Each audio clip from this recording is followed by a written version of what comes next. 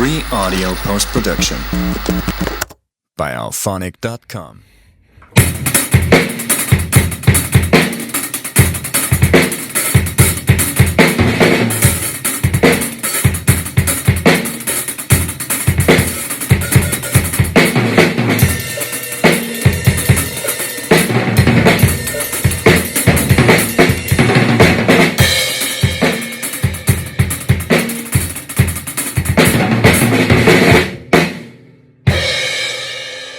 I wanted to ask Stefano a few questions today. This is our little segment, Talking with the Teachers. Okay. All right. So let's start at the beginning. What first pulled you towards the drums? Was it a specific drummer, a moment, or something you always gravitated toward? You know, I can't remember. Ever since I can remember, I've always wanted to be a drummer. I don't have a moment when I remember wanting to be a drummer. It's just always. It's always, you were born this way and lived in ya. No, I love that answer. That was like a vocation. Yeah. Yeah, it's a calling. I love that. Okay. Do you remember the first beat you ever learned that made you think, okay, this is it? Yes, it was probably just a straight ahead eighth note beat. It's the one that I can play 95% of songs to. Okay. As soon as I learned that, I was off to the races playing every song. Okay. I think of, yeah. So wait, so there's really like one that's like that universal? Is that like kind of like in guitar? Like, Well, there's a basic steady Okay. pulse. You know, Okay. not every song is like that, but you can play a steady pulse to you it. can adapt to it. Yeah. Yeah. Okay. That I don't know anything about drums, so Stefano is my guru. Okay, so you're originally from Italy. Mhm. Has that shaped your musical ear at all? I know you moved at a young age, Yeah. but still, I Yeah. was curious. I would say a little bit, just because I moved to the United States when I was really young, so that my musical influences were at first what my parents were listening to. A lot Yeah. of Eagles, AC/DC. Yeah. You know, that's what was in the house. So that was what initially shaped my influences, and then once at a certain age, I found my own music. I was curious. You never know. It kind of on a subconscious level Yeah. maybe infiltrate to your drumming, you know?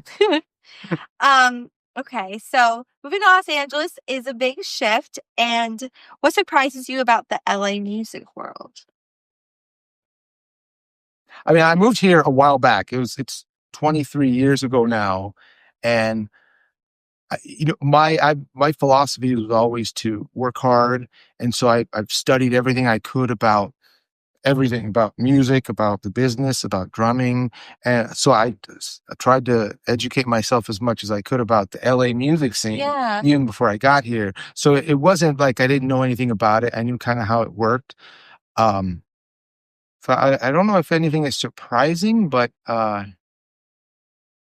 I just flash back to, the good old days when we were just Yeah. having a blast, playing all the clubs around and rehearsing everywhere. But I don't know if anything is surprising. Well, it surprises me when I moved here. It wasn't the way it was depicted in movies. The way Yeah? what you're describing, I'm nostalgic for a time I never experienced because I feel like I missed the scene that you describe. Like, I think we still have like almost like homages to those venues. Like, obviously they exist on the Sunset Strip still, but they're not like, doesn't have the same, I don't think the scene is the same as it was. Okay. I don't know, but you could probably speak more to that than me. I Yeah. just think it's like, Well, honestly, I mean, it was the same when I moved here. People would say the same thing. Oh, It it wasn't was. like it was where you'd hear in the 80s, it was huge and there was all these Yeah. bands and there was a huge scene. So that when I got here, it was the same thing. That people were saying it's not the same as it was. Dang, so maybe that's the trick. People just keep saying. Yeah, it's always the good old days. Oh man, okay, interesting. So I guess that's kind of contingent on what we were saying. I was like, how does LA challenge you, and in what ways does it inspire you? Well, when you said that, I thought of when I moved here and I started playing, get around town, and I've encountered my fair shares of people who think that they're rock stars and Yeah. dealing with that. But the the real rock stars have been really nice people. The ones that I've had the fortune to play with and play in that scene. Like I guess that would be my answer to your previous question. When I moved here, I started playing with a lot of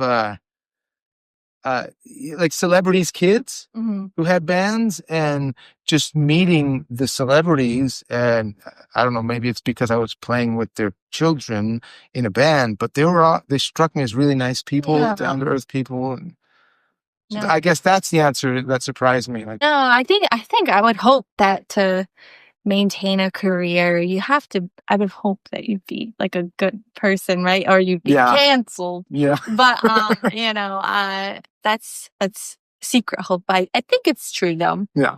I think, and I mean, everyone worked with here that, has some affiliation in that sense. I feel like all those folks are really nice too. So I agree. I concur. Okay. So how would you describe your drummer personality? Oh boy, drummer personality. A kangaroo. Why is that? I have no idea. Oh, that's what you know what? We're going with that. Drummer personality. Do you play with your feet? Maybe. I was like, that's what I imagine when you say kangaroo. Yeah. Because they have a little pouch like for your drumsticks? Yeah, okay. We'll go with that. Okay. I don't know. I don't know. I don't have an answer. No, it's great. I like it. What's your philosophy on groove, timing, and presence behind your kit? It's everything. Well, the more I love drums, and the more I study it, and the more I try to improve it, I always go back to the fundamentals. So that's what you said: groove, timing. That's it. That's what makes the song sound good from a drummer perspective. In terms of whatever creativity or however I want to go off, I always try to keep that in mind. Keep the groove, the timing, the pulse, the feel of the song. And then what you said, presence. There's a visual presence, but also a sonic presence of what you bring to the table drumming wise. What you play, how you play it, but visually also there's a presence there. And I've always been aware of that I could work hard and be the best drummer I can be, which I try. But then when people go to see a show, they go to see a show. It's like your eyes tell you what to think about what you're hearing. So that I've always been aware of what a band looks like, and how, when I'm playing, what I look like. I would practice that to a mirror. I would videotape myself and see, this is what the audience would see if I was playing in front of them now. And so, it's like my posture or stupid look on my face when I'm playing. No, I love those quirks though. That's so fun. I look for those things. I love when people have like, that guitar stank face, or like that, intensity. I don't know, like if there's a parallel with drumming, but like, just like, I love when they're like, you're so invested and it's like almost like you're dissociating. You're like a whole other persona. It's so fun to watch. Yeah, exactly. But at the same time, just to play devil's advocate, actually, Justin was just telling me this, that like the drummer of Coldplay, no one knows. Well, I don't think that's fair of every band, but like he said, no one would recognize him, and he, to the point where he was in an episode of Game of Thrones, the most famous scene, and no one realized it was the drummer of Coldplay. So I think there's some anonymity sometimes, but not to say I think that shouldn't. I think that's like comforting probably, but also in that like you shouldn't be too self-conscious about how you look. But I at the same time I would say I love that you are thinking about that and care about that, because I personally, as an audience member, I look for it. So I'm glad you're doing it for people like me, at least. But, okay, are you more of a perfectionist, a field player, or hybrid of both? I'm a hybrid of both, because I guess when I think back it started as a field player, but I've always wanted to be the best I can be. So I'm constantly studying so that I'm trying to perfect what I'm doing. I'm trying to get in the weeds. And especially as a teacher, I want to know what it is that I'm teaching to be able to teach it. So there is a sense of trying to perfect it, but I never want to lose the feel. And those aren't mutually exclusive. You can perfect something and still have a good feel. So I guess it's balancing both. Yeah. Everything is balance. Okay. So every drummer has a signature move or trademark. What's yours? A specific fill, a way you approach dynamics, a mindset you bring to every song? The stupid look on my face when I play. No way. I don't buy that for a second. Well, no, you're asking great questions. Thank you. Yeah. Because for me, as a kid, I've always wanted to be in a band and find that signature style, both for myself and the band that I was in. Like there's bands that have their own signature style, and you can tell that it's them. And that's kind of what I've always dreamed of doing. Then I moved to LA and I got into the drummer for hire circuit, doing recording sessions and playing for people where I'm not necessarily in the band. I've just been hired. And so, yeah. So then my job is to make someone else's vision come alive, not necessarily mine. And I love that because I got to learn, like they're asking me to play something that I normally wouldn't play, but then I see what they were thinking and I've learned something, It's different than what I would have played, so that it's expanded my thinking, my palette. And in that sense, I've always tried, again, balance the two in that if that's the world that I live in, then I'm trying to get into someone else's headspace and give them what they want. But then every time there's always been my thinking like, okay, that's fine, but I would play it this way. So I've always tried to retain the way that I would play it. But I guess the answer would be up to somebody watching me play. It's up to them to say, what my signature is. No, I mean, I think though you can, you have every right to say what it is too. I think I liked what you said. You're very adaptable. You're like almost chameleon. Like when you said you have to kind of, as a harika, like you have to like assimilate to what they're doing. So I think that can also, that's a great strength. I don't think everyone can just play every genre, Yeah. Well, I definitely have my limitations, but I work on it. No, we all do, and that's what makes you unlimited. Okay. So, okay. I was going to say, speaking of genres, what is your favorite genre to teach versus your favorite genre to play? Are they different? Do they overlap? And is there a style students are always surprised you love? Surprised that I love? Yeah. I've always liked a lot of different styles of music, and so I've studied it just because I like it. But then as a musician, I've always wanted to learn more. So I've submersed myself in different styles of music, and there's definitely styles that I feel that I'm better at than others. Yeah. I guess I would consider myself primarily a rock metal drummer.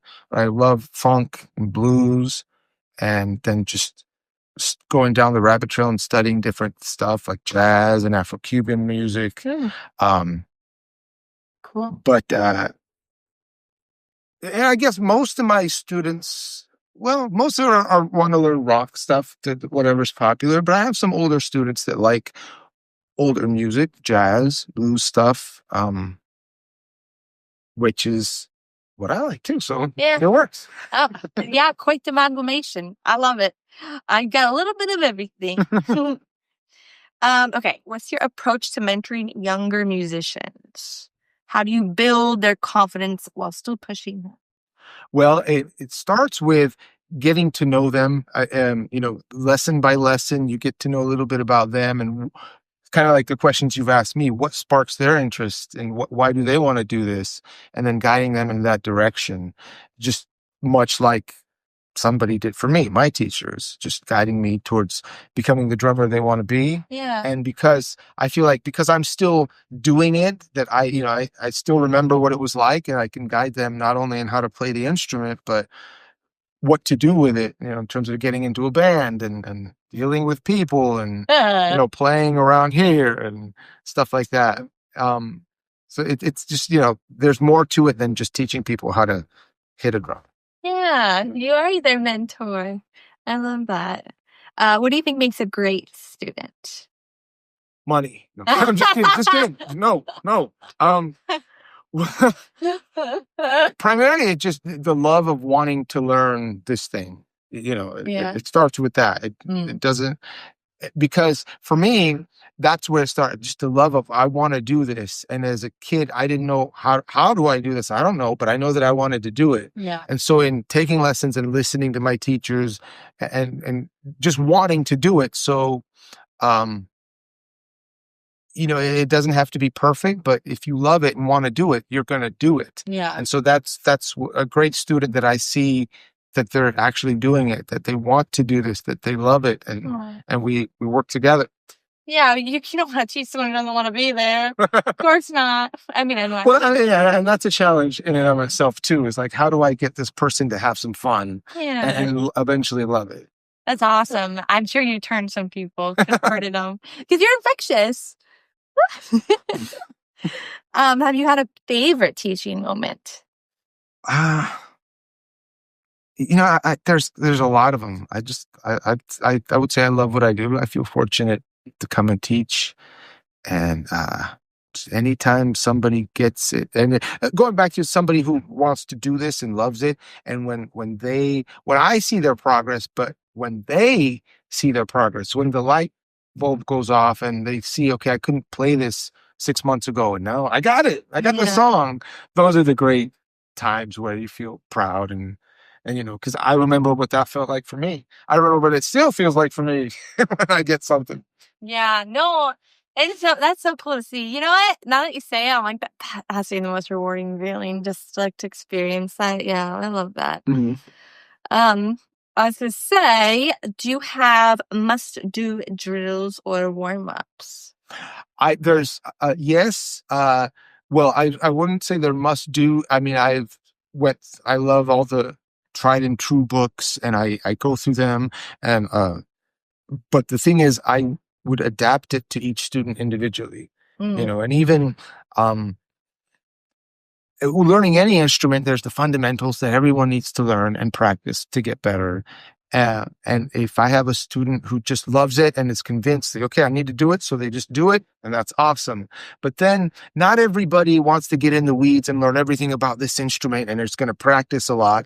So to like I was saying before, to the student that just wants to have some fun, it's my job to help them have some fun while I sneak in the fundamentals, at their pace. And a lot of times it's showing them what these drills can do for them. Yeah. Because if it's just a drill, then it's not going to seem fun at all. But if I can show them this is what the drill is going to enable you to do, and if I can link it to something that they like music or the band that they love or their favorite drummer, and I can show them, okay, see how your favorite drummer does this? Well, this is what they practice to be able to do that. So that I sneak it in that way. So the point being is that it's not the same for everybody. That everybody does this the same way. And that you're very sneaky. That was my takeaway. Exactly. I love that. Okay. Any non-music habits that help your playing, like fitness, meditation, etc. Non-music. Yes, there are some. I just have to think of them. No, that's it. That's an excellent question. I mean, definitely working towards time management. The older I get, the less time I have to devote to this. And again, I feel fortunate that I'm plenty busy doing this teaching, playing, recording, and but I have to manage my time, or else, the day will get away from me. So that whenever I'm trying to work on something, I've always just tried to read a book on it, or take a course, so that time management has definitely helped.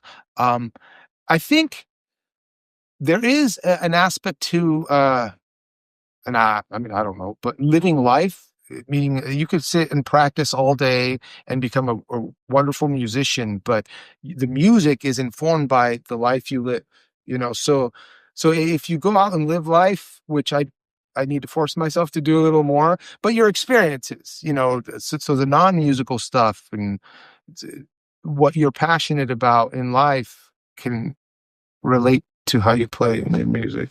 I love that so much. I'm just making this stuff up as I go. You're not, because I think that's true for most art forms. I think actually they said similar things to me in acting school. Like, if you want to be a good actor, you have to live, because like your life colors and imbues your work. And same thing with your writing. Like, you're gonna have very boring, bland writing if you have no experiences to draw from. It's like any good artist like has a very well lived life. And I think that was very well said. Yeah, that makes sense. Yeah, I love that.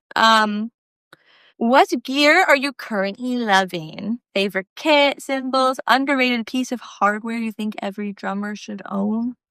Yeah, I love that. That's part of what I love about playing drums is all the stuff you get to hit. And over the many years and decades, I've collected a bunch of stuff. I'm not a collector. I just have what I feel that I need, so that I've got kits at my studio, I've got kits in storage, and so I'm constantly swapping things out to try different things. Yeah. Especially for when I'm in a certain style of music mood. Let's play some jazz, and so grab the stuff that's tuned for jazz and cymbals that are for jazz, and so there's a lot. I play Tama drums, and so I love Tama drums. I've just got an array of cymbals. I take some cracked cymbals and put them together and see what sounds you can get. Yeah. So I guess that's fun. Yeah. Oh, that's all. There's like a Japanese art form where like if a pot breaks and you put it back together, but with like gold paint, and it's like more beautiful than it was before because it's broken. But it's like,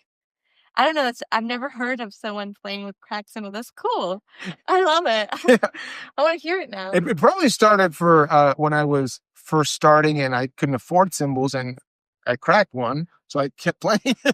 Okay, so what advice would you give to any student who wants to be a drummer like you? What do you wish someone told you when you got started?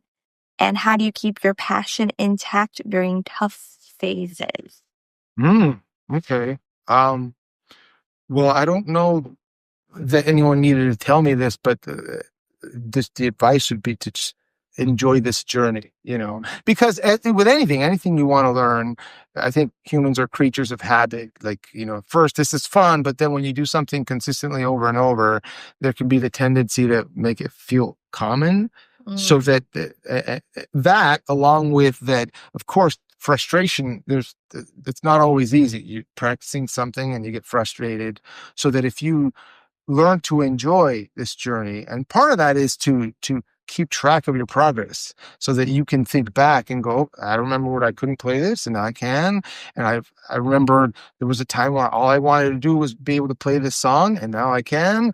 That keeps you motivated to keep going when things get frustrated, and to just, one thing that I always think of is when I see this amazing drummer, they didn't get that way in a week or a month. That's a long process to get that good. So that if I want to get that good, it's just one step at a time, and to just learn to enjoy that process and enjoy the progress that I'm making. Yeah. That would be the biggest advice that I maybe want to share. What was the second question? No, I think you answered it. Just how do you keep your passion intact? Yeah, I mean, I think you answered it. Just enjoying the journey. I love that. Yeah, that's beautiful. Okay, lightning round to end things. So, double kick or single? Both. Oh. No, I have a double kick. I do play double kick, but there are plenty of times when, if the music calls for it, I just bring a single. Okay. Favorite Italian comfort food? Bread and pasta. Bread and pasta. Yeah. Do you have a specific type of pasta or any? I like pasta. Okay. And bread. Okay. All right. Oh. Most underrated drummer of all time. Oh, wow. Okay. I should have prepared. No, it's okay. Most underrated. Stefano. No, that's well, because I can think of some there. You know, in this day and age, there's drummers that get a lot of flack. But then there are people that also recognize their talents. That's what I see. So that I don't know. I guess when I hear stuff like that, I don't really take too much stock or really listen to what other people think of specific drummers. But I mean, yeah, I can think of some drummers where everybody says this guy sucks or this person's not good, but then they are talented. I don't think that, and so it's everyone has a right to their own opinion. Yeah, of course. That's as far as I take it, and then I go practice. No, of course. Hey, that's the right mentality. It's just keep your nose to the grindstone. No drama with you. Do you ever have a dream festival artist or gig? Like to work with or collaborate with? No, that's a good question. No.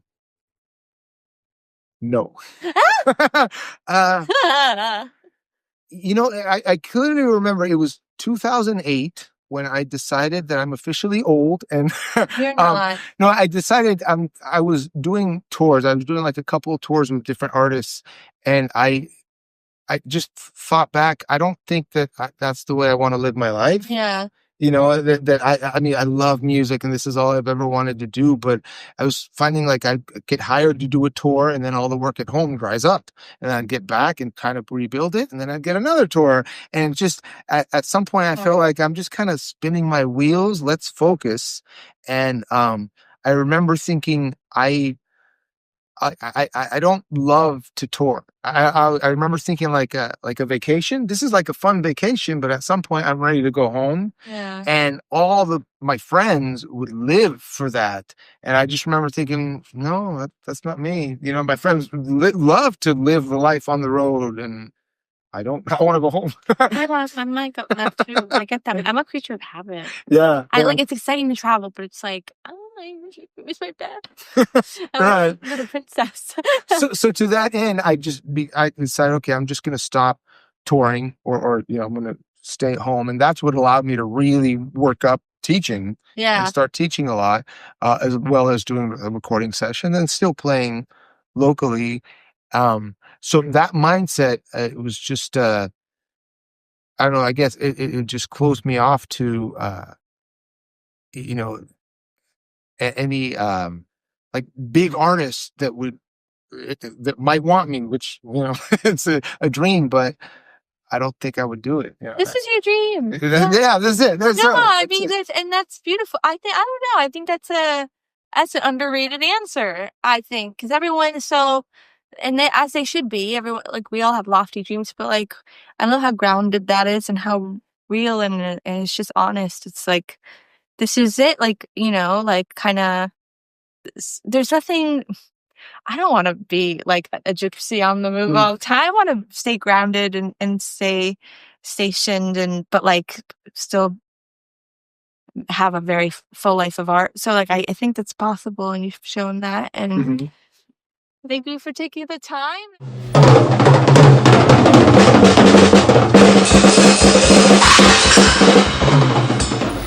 Free audio post-production by alphonic.com.